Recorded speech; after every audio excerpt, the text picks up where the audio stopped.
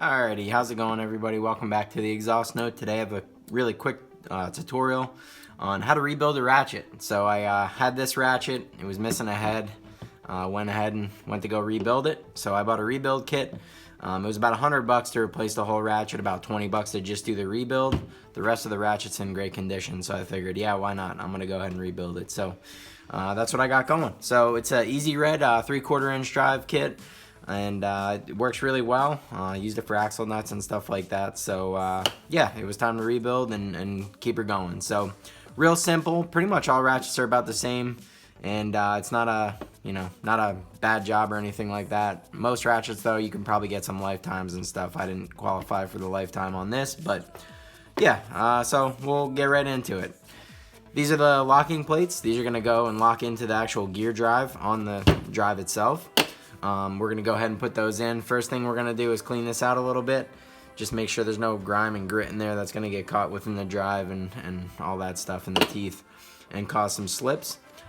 So first, this came in. This is gonna be a replaceable, this little directional lever right here.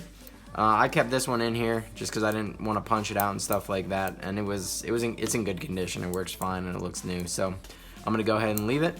So what we'll do is we'll drop this in. These go on either side, but they do have this little tab, so you want to put the tab down. So you're going to go ahead and do one side and pull some tension on that side. Go ahead and slip the other side in. Then you'll get to the springs. So you do, I do the big side on the outside, but I think these can go either way, honestly. So we'll go ahead and do one side, then we'll flip the switch around. Here we go. Take tension off the other side. We'll drop that down a little bit. And then once we have some space, go ahead and put the other spring in. Yeah, see, real simple, guys. It's nothing crazy, but if you've never done it before, you've never opened up a ratchet, the first time I did, I thought, oh no, everything's just gonna fly apart, but it's not that bad. So once you have both locking mechanisms in there and both springs, a little bit of tension, you're gonna take the drive end, slide it in with the gear forward.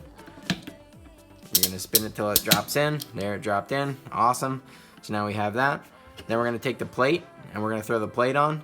This goes either way on this one. Some ratchets, it's different.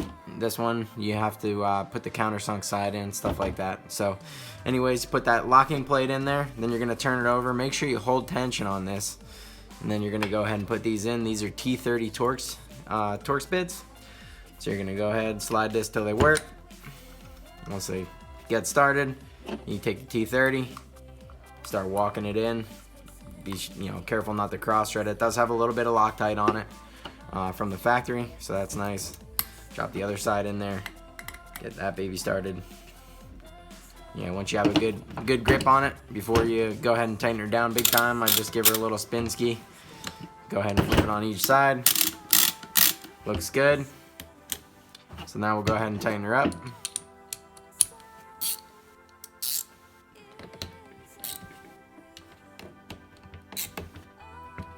Nothing too crazy, and just like that, rebuilt the ratchet, saved about 80 bucks, and good to go. Good to torque some axle nuts or whatever I gotta do, or loosen some axle nuts really. And then yeah, so it was pretty simple. It's pretty same across all ratchets. Some more expensive ones or different quality made ones are gonna be a little more complicated on the inside and whatnot, but not a bad job. So I hope you enjoyed the video. Hope to do more videos like this, and yeah, stay tuned, follow the channel, and we'll see what we can get into. So, all right, thanks a lot. Appreciate it. Bye.